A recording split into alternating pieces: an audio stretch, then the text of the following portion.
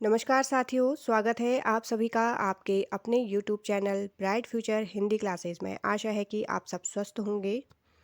इससे पहले की वीडियो में हमने हिंदी साहित्य का आदिकाल और भक्तिकाल, इसकी व्याख्या और उसके वस्तुनिष्ठ प्रश्नों को पूरा किया था।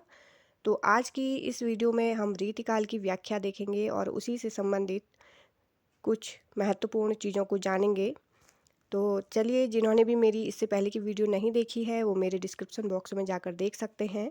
मैंने वहाँ पर उनका वीडियो का लिंक शेयर किया हुआ है। और जो भी नए हैं वो मेरे चैनल को सब्सक्राइब करिए ताकि आपको मेरी आने वाली हर एक वीडियो आसानी से मिल सके। तो चलिए शुरू करते हैं आज का हमारा ये टॉपिक रीतिकाल। तो इसमें हम बहुत ही ज़्यादा इम्पोर्टेंट पॉइंट्स को भी देखते रहेंगे, तो आप एक पेन और नोटबुक के साथ तैयार रहिए और इस वीडियो में शुरू से लास्ट तक बने रहिए। आचार्य रामचंद्र शुक्ल ने संवत 1700 विक्रमी से 1900 विक्रमी, अगर हम इसे सन में देखें तो 1643 ईस्वी से 1843 ईस्वी तक के कालखंड को रीतिकाल कहा है। मध्यकाल को जिन दो कालखंडों में बांटा गया है उनके नाम हैं पूर्व मध्यकाल और उत्तर मध्यकाल। पूर्व मध्यकाल को भक्तिकाल तथा उत्तर मध्यकाल को रीतिकाल का नाम दिया गया है। रीतिकाल के लिए जो नाम दिए गए हैं वे इस प्रकार हैं। देखिए, ये जो मुख्य पॉइंट है आपके पास ये आ रहे हैं इस टॉपिक में, तो आप उन्हें भी नोट करते रहिएगा। पहला है, रीतिकाल को अलंकृत काल किसने कहा है? ये है मिस्र बंधुओं ने। दूसरा है, रीतिकाल को श्रृंगार काल की जो संज्ञा दी है वो विश्वनाथ प्रसाद मिश्र ने दी है। और रीतिकाल को रीतिकाल नाम दिया है आचार्य रामचंद्र शुक्ल ने। तो आप ये तीनों ही नोट कर लीजिए क्योंकि इससे संबंधित एग्जाम में प्रश्न बनते हैं। मिस्र बंधुओं का तर्क यह है कि इस काल में कविता को अलंकृत करने पर अधिक बल दिया गया है, इसलिए इसका नाम उन्होंने क्या रखा कि इसका नाम अलंकृत काल होना चाहिए। किंतु इस काल में लक्षण ग्रंथों की रचना प्रचुर मात्रा में हुई तथा अलंकृत काल कहने से इस प्रवृत्ति का बोध नहीं हो पाता, अतः यह कहना समीचीन नहीं है।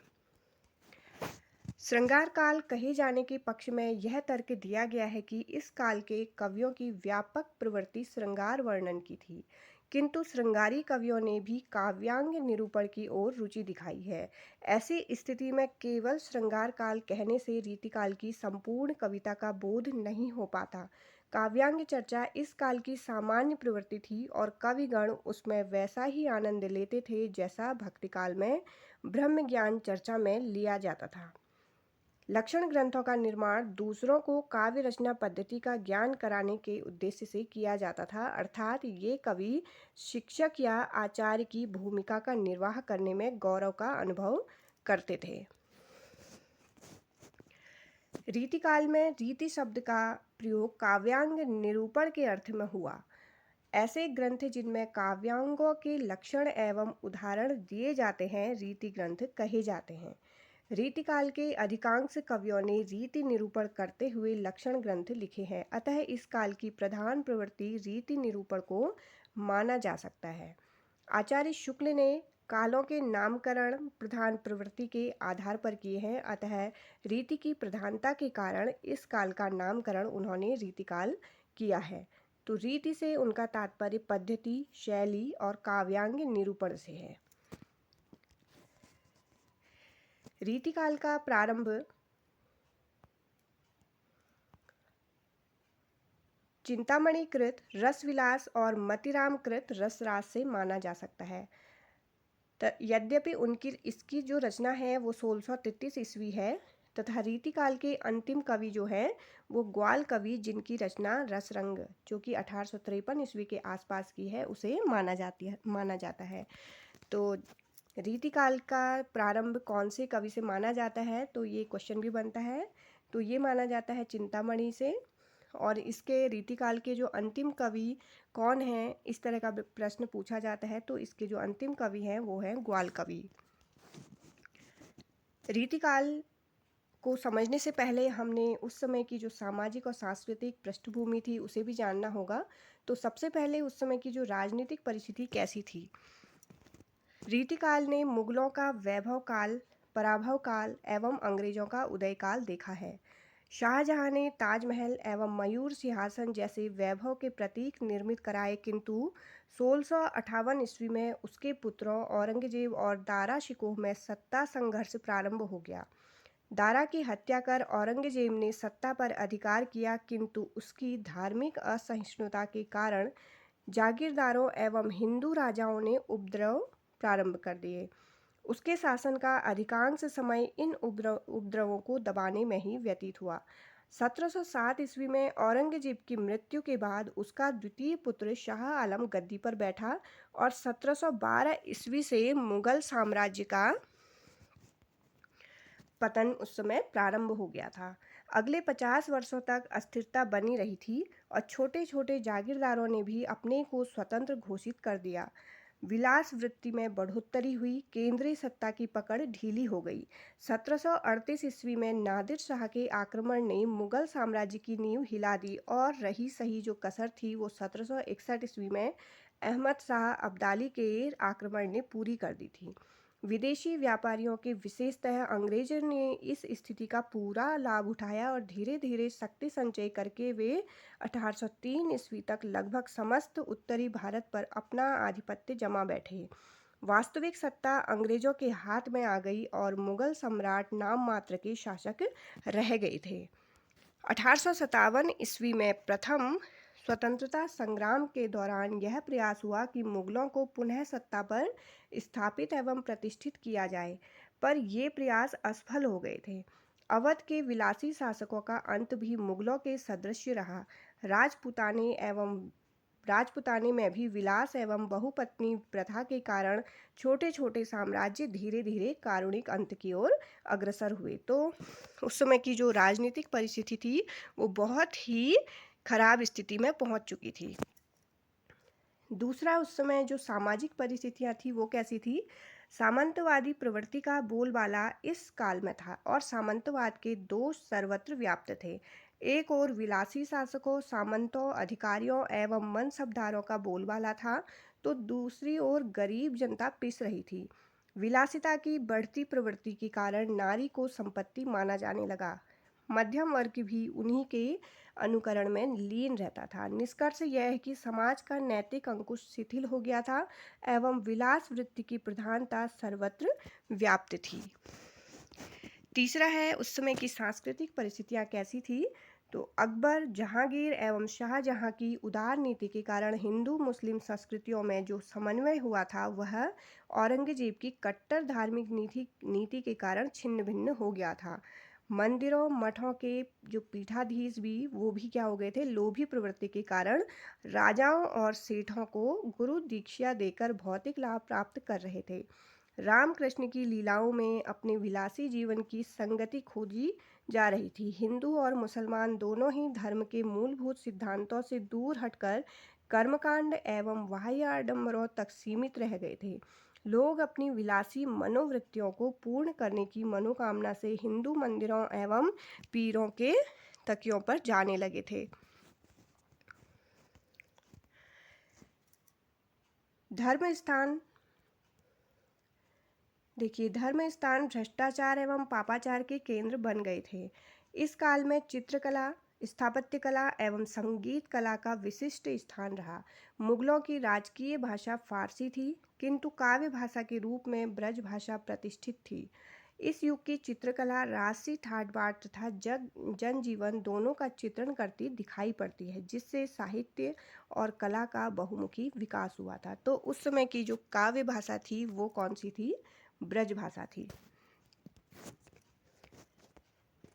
रीतिकाल का वर्गीकरण किस तरह से किया गया है? रीतिकाल का वर्गीकरण रीति को आधार बनाकर इस प्रकार किया जा सकता है। पहला, रीतिबद्ध, रीति मुक्त और रीति सिद्ध। तो इसमें हम देखेंगे कि रीतिबद्ध में कौन से काव्य को रखा इन्होंने और इसमें कौन कौन से इसमें कवि रहे थे, और इनमें से ये आता है कि रीतिबद्ध के कौन से कवि हैं, या रीति सिद्ध के, या रीति मुक्त के। तो इस वर्ग में वे कवि आते हैं जो रीति के बंधन में बंधे हुए, अर्थात जिन्होंने रीति ग्रंथों की रचना की। लक्षण ग्रंथ लिखने वाले इन कवियों में प्रमुख हैं चिंतामणि, मतिराम देव, जसवंत सिंह, कुलपति मिश्र, मंडन, सूरती मिश्र, सोमनाथ, भिखारीदास, दूल्ह, रघुनाथ, रसिक गोविंद, प्रताप सिंह, ग्वाल कवि, ये सभी रीतिबद्ध में आए जिन्होंने लक्षण ग्रंथ लिखे थे। इन्हें रीति की पूरी जानकारी प्राप्त थी इन्हें। नंबर दूसरे थे रीति मुक्त। इस वर्ग में वे कवि आते हैं जो रीति के बंधन से पूर्णतः मुक्त हैं, अर्थात इन्होंने काव्यांग निरूपण करने वाले ग्रंथों, लक्षण ग्रंथों की रचना नहीं की तथा हृदय की स्वतंत्र वृत्तियों के आधार पर काव्य रचना की थी। इन कवियों में प्रमुख हैं घनानंद, बोधा, आलम, ठाकुर, द्विजदेव। तीसरे हैं रीति सिद्ध कवि। तीसरे वर्ग में वे कवि आते हैं जिन्होंने रीति ग्रंथ नहीं लिखे किंतु रीति की उन्हें भली भांति जानकारी थी। वे रीति में पारंगत थे। इन्होंने इस जानकारी का पूरा उपयोग अपने काव्य ग्रंथों में किया। इस वर्ग के प्रतिनिधि कवि हैं बिहारी। उनके एकमात्र ग्रंथ बिहारी सत्सई में रीति की जानकारी का पूरा उपयोग कवि ने किया है। इस प्रकार की नायिकाओं का उसमें समावेश है तथा विशिष्ट अलंकारों की कसौटी पर भी उनके अनेक दोहे खरे उतरते हैं। रीतिकालीन काव्य को सुविधा की दृष्टि से डॉक्टर नगेंद्र ने 3 वर्गों में विभक्त किया है। इन्होंने डॉक्टर नगेंद्र ने भी इसे 3 वर्गों में बांटा है। वो 3 वर्ग कौन से हैं तो उसके बारे में हम देखेंगे। तो रीतिबद्ध, रीति सिद्ध, रीति मुक्त, इनमें से आप मुख्य पॉइंट नोट कर लीजिएगा। और नगेंद्र जी ने भी 3 वर्गों में बांटा है। पहला है रीतिकालीन मुक्तक काव्य, दूसरा है रीतिकालीन प्रबंध काव्य, तीसरा है रीतिकालीन नाटक। देखिए, पहला है रीतिकालीन मुक्तक काव्य। इसके जो प्रमुख कवि हैं वो निम्नलिखित हैं। पहले हैं चिंतामणि, तो इनका जन्म है 1600 ईस्वी और मृत्यु है 1685 ईस्वी। इसके जो प्रमुख रचनाएं हैं इनकी कवि कुल कल्पतरु, काव्य विवेक, श्रृंगार मंजरी, काव्य प्रकाश, रस विलास और छंद विचार, ये इनकी प्रमुख रचनाएं हैं। दूसरे हैं भूषण, इनका जन्म है 1623 और मृत्यु है 1715। इनकी जो प्रमुख रचनाएं हैं छत्रसाल दशक, शिवा बावनी, अलंकार प्रकाश और शिवराज भूषण। तीसरे हैं मतिराम, इनका जन्म है 1604, मृत्यु है 1701 में। ललित ललाम, यहाँ पर ललाम होना चाहिए, ललित ललाम, मतिराम, सतसई रसराज, मतिराम सतसई रसराज, ये एक ही है इनकी, मतिराम सतसई रसराज, अलंकार पंचाशिका और वृत्त कौमुदी। अगले जो प्रमुख कवि हैं इसके, ये हैं बिहारी जी। 1595 इनका जन्म है और मृत्यु है 1663। बिहारी सतसई इनकी एकमात्र ये बहुत प्रमुख इनकी रचना रही है। अगले हैं रसनिधि, जन्म है 1603 और 1660 में मृत्यु है। रतन हजारा, विष्णुपद कीर्तन, अरिल्ल, सतसई, गीति संग्रह। अगले हैं जसवंत सिंह, इनकी जो प्रमुख रचनाएं हैं भाषा भूषण, आनंद विलास, अनुभव प्रकाश, अप्रोक्ष सिद्धांत। और देव है, देव की है भाव विलास, भवानी विलास, कुशल विलास, रस विलास, जाति विलास, प्रेम तरंग, काव्य रसायन, देव शतक, प्रेम चंद्रिका, राधिका विलास। कुलपति मिश्र, इनकी जो प्रमुख रचनाएं हैं ये हैं रस रहस्य, नखशिख, दुर्गा भक्ति, तरंगिणी, मुक्ति तरंगिणी, संग्राम सार। और घनानंद जी, इनकी है पदावली, वियोग वेली, सुजान हित प्रबंध, प्रीति पावस, प्रकीर्ण छंद। रसलीन, इनकी प्रमुख हैं अंग दर्पण, रस प्रबोध, स्फुट छंद। इनका जो पूरा नाम है वो है सैयद गुलाम नबी रसलीन।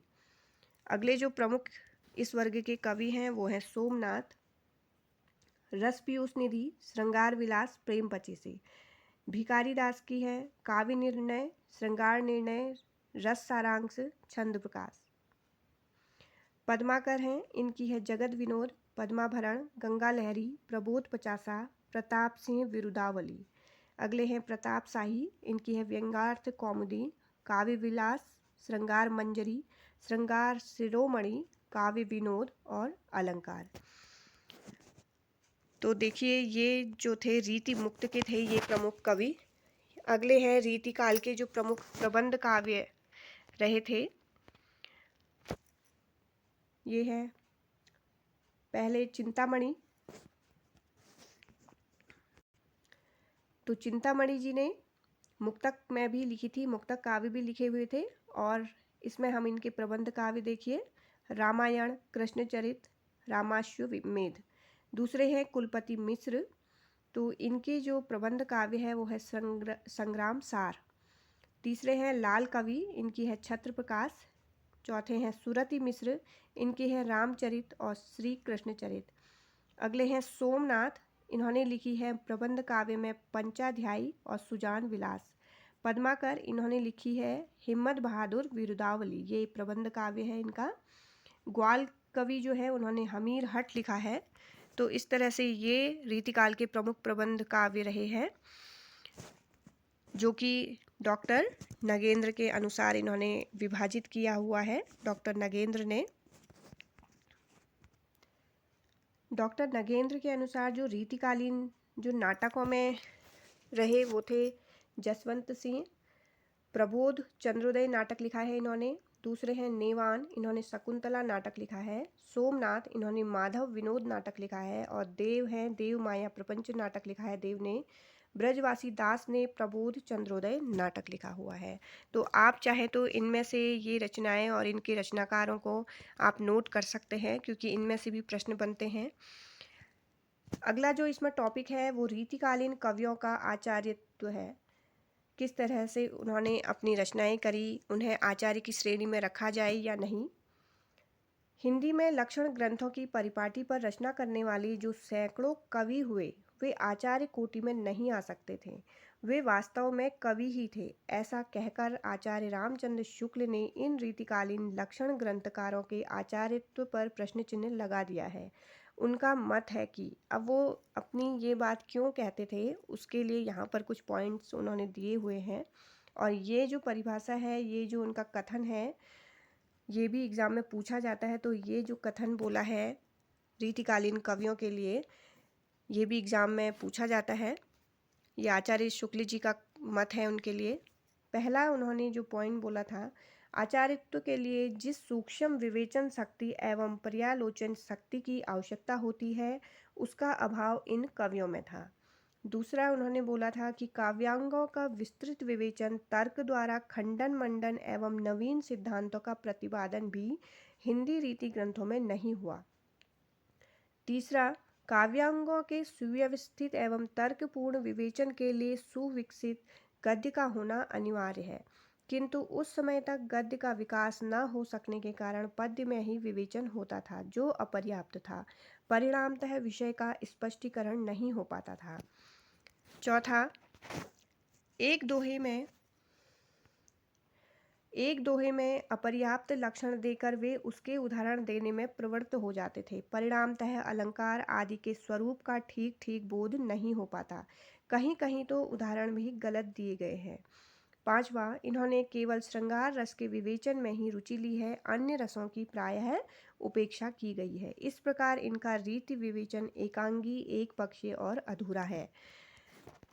छठा, आचार्य हजारी प्रसाद द्विवेदी का कथन है, इन्होंने शास्त्रीय मत को श्रेष्ठ और अपने मत को गौण मान लिया, इसलिए स्वाधीन चिंतन के प्रति एक अवज्ञा का भाव आ गया है। तो ये कथन भी हजारी प्रसाद द्विवेदी जी का पूछा जाता है, तो आप इन दोनों ही कथनों को नोट कर लीजिएगा। सातवां पॉइंट है, हिंदी के इन रीति ग्रंथकारों का ज्ञान अपरिपक्व था, वे स्वयं अधूरे एवं अधकचरे ज्ञान के आधार पर काव्यांग निरूपण कर रहे थे, अतः विश्लेषण में अस्पष्टता आना स्वाभाविक ही था। आठवां है, डॉक्टर नगेंद्र का मत है, हिंदी के रीति आचार्य निश्चय ही किसी नवीन सिद्धांत का आविष्कार नहीं कर सके, किसी ऐसे व्यापक आधारभूत सिद्धांत का जो काव्य चिंतन को एक नई दिशा प्रदान करता, संपूर्ण रीतिकाल में अभाव है। तो ये कथन डॉक्टर नगेंद्र ने बोला था। इस प्रकार हिंदी रीति ग्रंथों द्वारा काव्य शास्त्र का कोई महत्वपूर्ण विकास नहीं हो सका। उपयुक्त विवेचन के आधार पर यह निष्कर्ष निकाला जा सकता है कि हिंदी में लक्षण ग्रंथों की रचना करने वाले ये सैकड़ों कवि शुद्ध रूप से आचार्य कोटि में नहीं आते, वे कवि ही हैं। डॉक्टर नगेंद्र ने आचार्यों की 3 कोटियां मानी हैं। पहला है उद्भावक आचार्य, दूसरा है व्याख्याता आचार्य, तीसरा है कवि शिक्षक आचार्य। तो उद्भावक आचार्य में उन्होंने बोला था कि जो किसी नवीन सिद्धांत का प्रतिपादन करे, और दूसरा व्याख्याता आचार्य, वे जो स्थापित मत की व्याख्या करें। तीसरे में कवि शिक्षक आचार्य, जो काव्य शास्त्र को सरस रूप में अवतरित करे। तो उन्होंने इस तरह से आचार्यों की श्रेणियां बनाई थी। निश्चय ही ये रीति ग्रंथकार प्रथम वर्ग के आचार्य नहीं हैं, क्योंकि उन्होंने किसी नवीन सिद्धांत का प्रतिपादन नहीं किया। वे द्वितीय वर्ग में आने वाले व्याख्याता आचार्य भी नहीं हैं, क्योंकि उन्होंने स्थापित मत की व्याख्या करने का काम भी नहीं किया।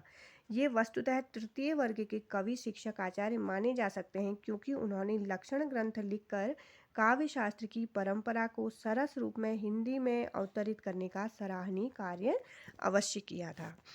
तो उनके जो वर्गीकृत किया था उस हिसाब से इन्हें तीसरी श्रेणी में रखा गया है।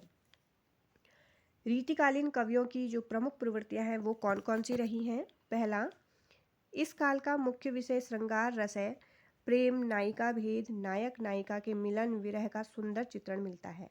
दूसरा है रीति का विकास। कवियों ने काव्य निर्णय के नियमों, अलंकारों और रसों को विस्तार से लिखा। काव्य को नियमों में बांधकर सुंदर और कलात्मक बनाने पर इनका जोर रहा था।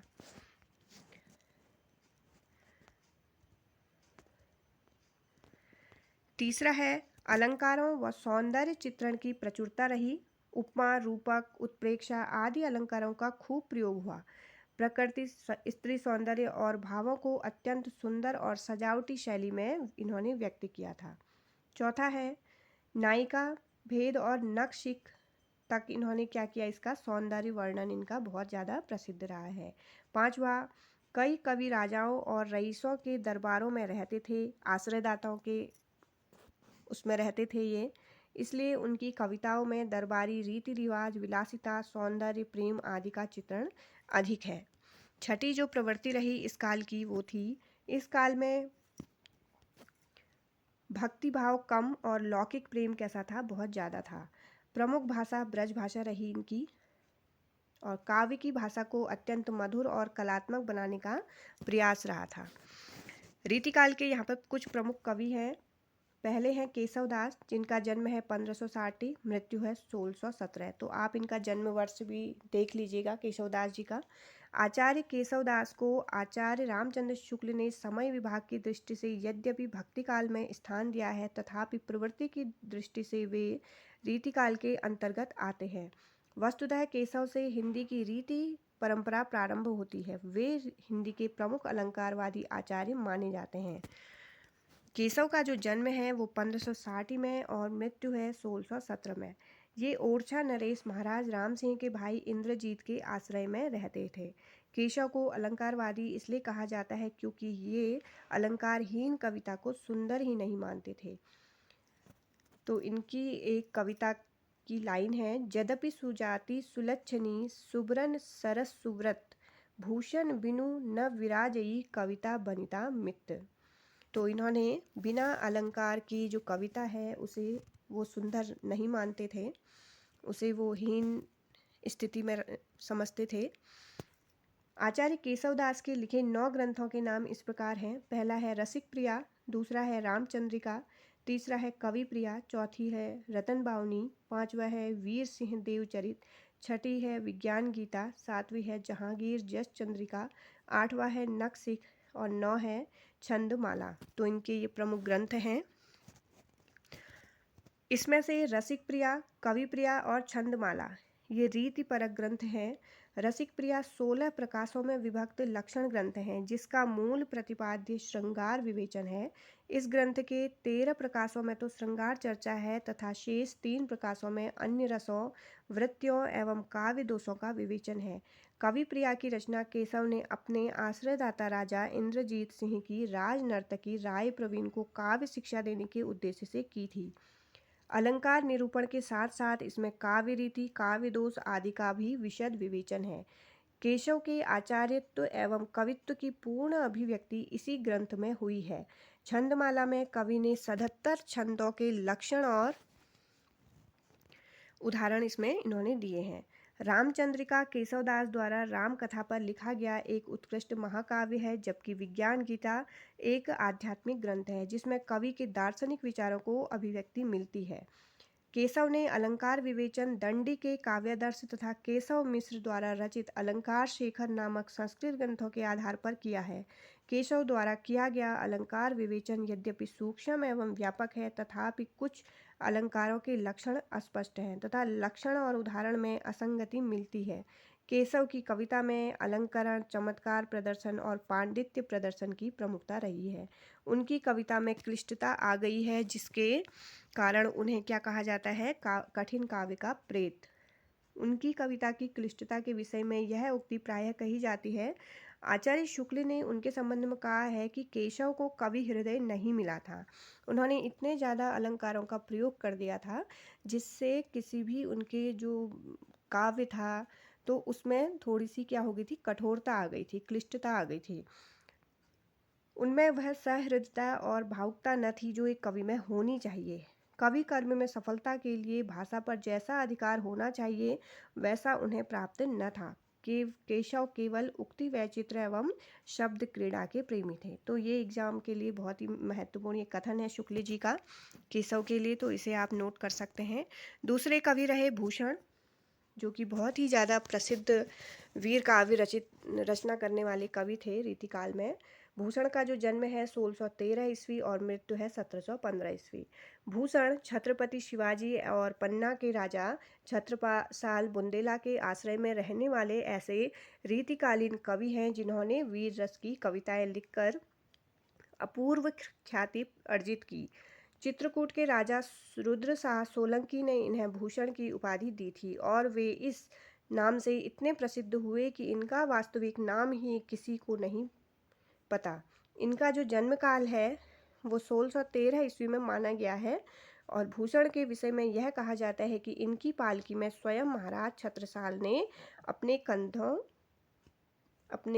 जो कंधा लगाया था इन्होंने। तो ये प्रश्न भी बनता है कि इनकी पालकी को कौन से महाराज ने स्वयं कंधा लगाया था। तो इसमें है इन महाराज छत्रसाल, और इन्हें भूषण की उपाधि किसने दी थी, तो ये दी थी राजा रुद्रशाह सोलंकी ने।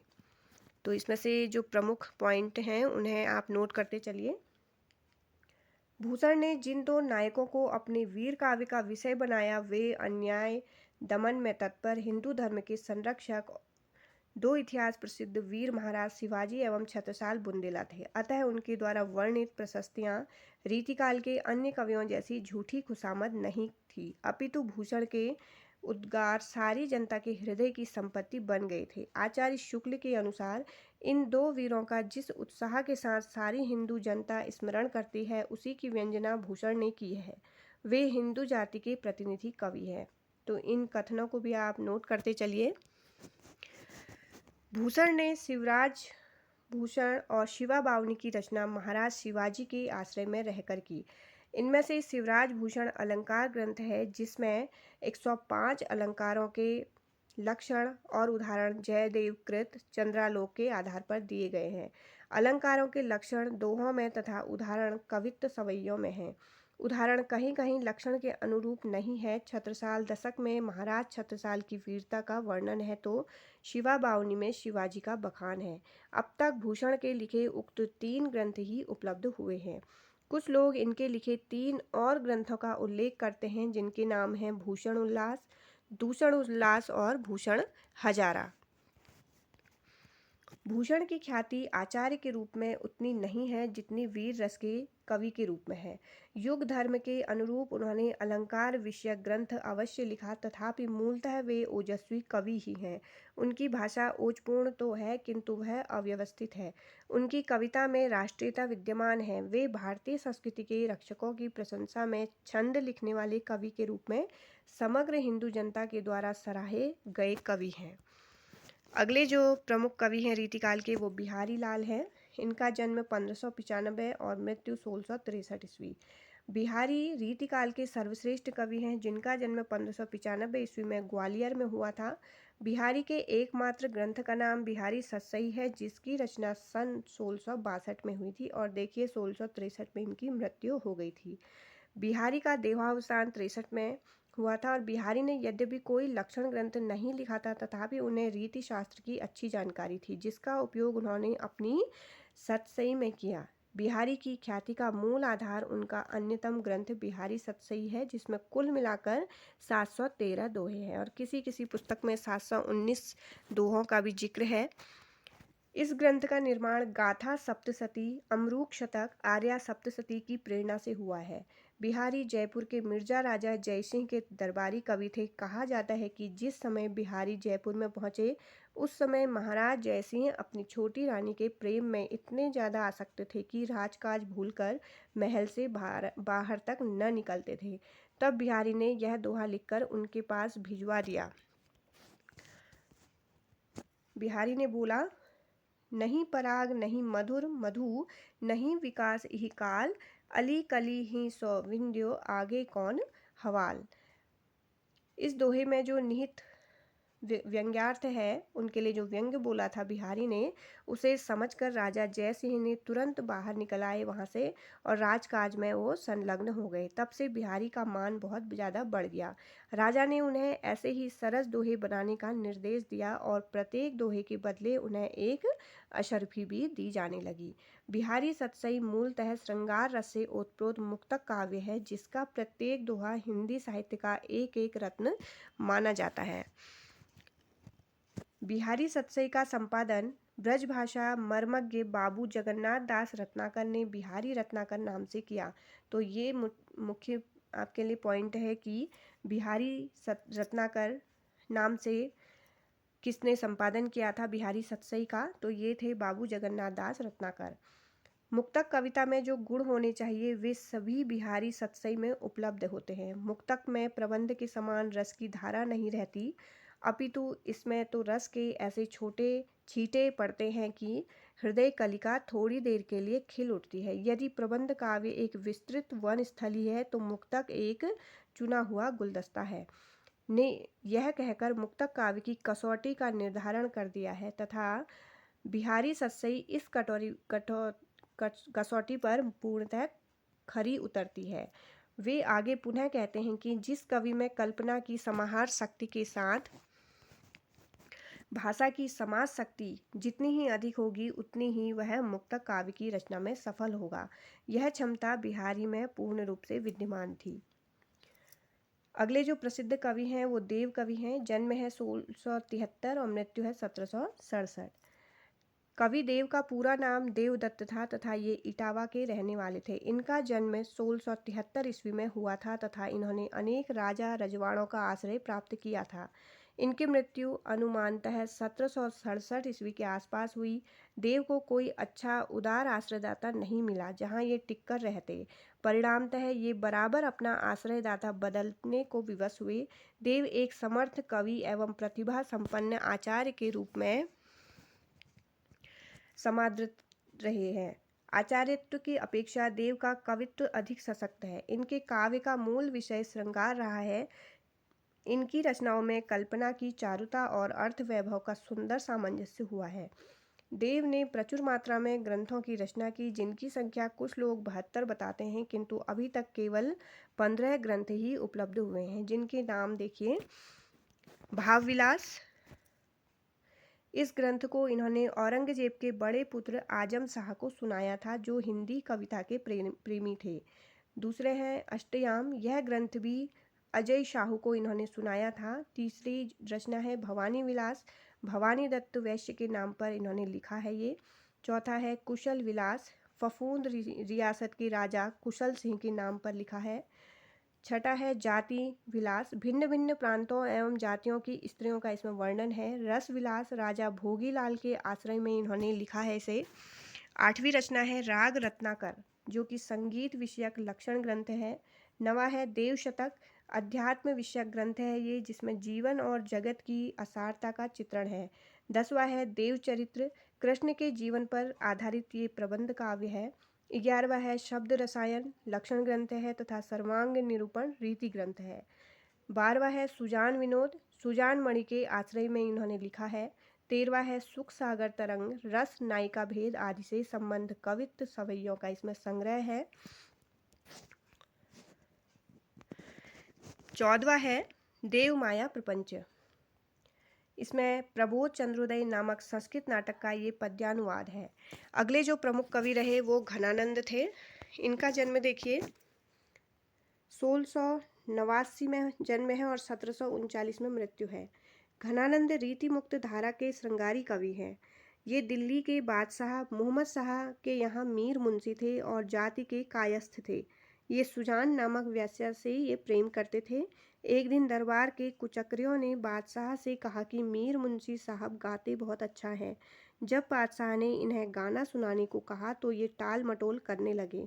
तब लोगों ने कहा कि ये इस तरह न गाएंगे, यदि इनकी प्रेमिका सुजान कहे तब ये गाएंगे। वेश्या बुलाई गई और तब घनानंद ने सुजान की ओर मुंह करके और बादशाह की ओर पीठ करके इन्होंने गाना प्रारंभ करा। बादशाह इनके गाने पर तो बहुत ज़्यादा क्या हुआ, प्रसन्न हुआ था, लेकिन इनसे इतना ज़्यादा नाराज़ हुआ कि उसने इन्हें शहर से बाहर निकाल दिया था।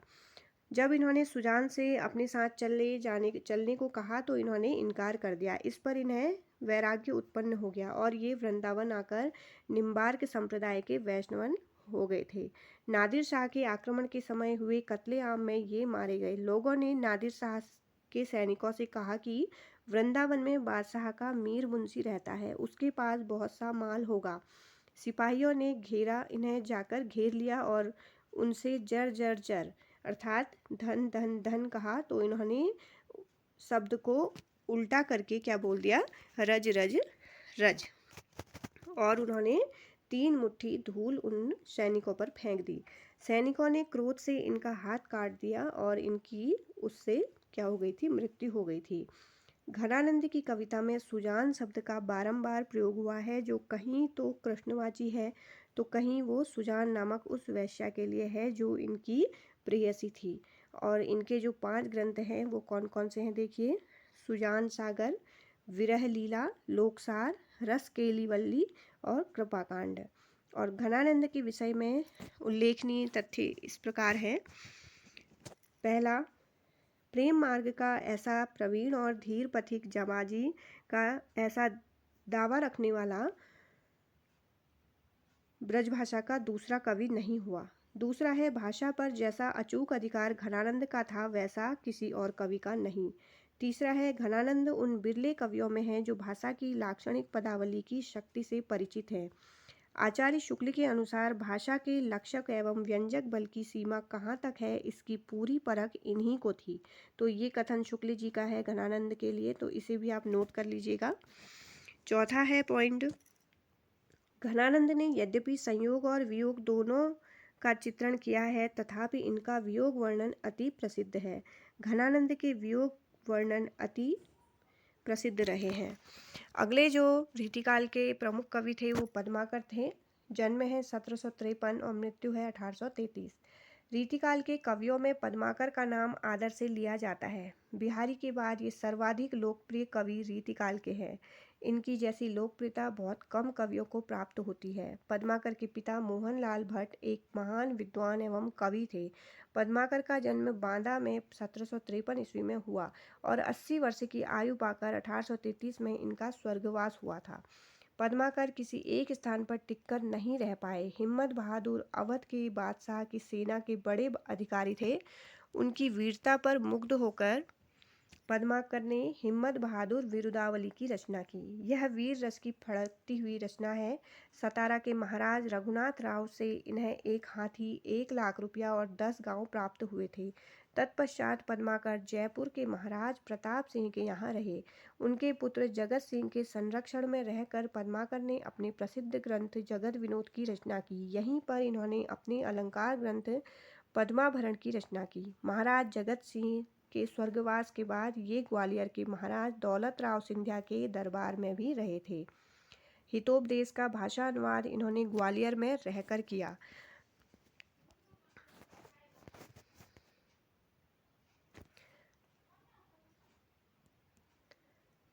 बाद में ये ग्वालियर से बूंदी गए और वहाँ कुछ काल तक रहने के बाद बांदा आ गए। अंतिम समय में ये रोगग्रस्त हो गए थे, तभी इन्होंने प्रबोध पचासा की रचना की। अंतिम समय निकट जानकर ये कानपुर में गंगा तट पर रहने लगे और वहीं इन्होंने अपनी प्रसिद्ध पुस्तक गंगा लहरी की भी रचना की थी। इनके जो प्रमुख ग्रंथ हैं वो इस प्रकार हैं: हिम्मत बहादुर विरुदावली, ये वीर रस प्रधान काव्य है इनका। प्रताप शाही विरुदावली, ये चरित काव्य है। कली 25, ये है कलयुग का वर्णन किया है इसमें। जगत विनोद श्रृंगार रस का ये ग्रंथ है। पद्माभरण, ये अलंकार ग्रंथ है। प्रबोध पचासा, ये वैराग्य निरूपण है। गंगा लहरी, ये गंगा महात्म्य है। तो ये प्रमुख रीतिकाल के लक्षण थे इसमें, और प्रमुख कवि, उनकी रचनाएं हमने इसमें व्याख्या सहित पढ़ी थी। तो इससे आगे की वीडियो में हम इससे संबंधित कुछ वस्तुनिष्ठ प्रश्नों को देखेंगे, तो आप उस वीडियो में ज़रूर जुड़े रहिएगा मेरे साथ। तो चलिए, तब तक के लिए जय हिंद, जय भारत, धन्यवाद।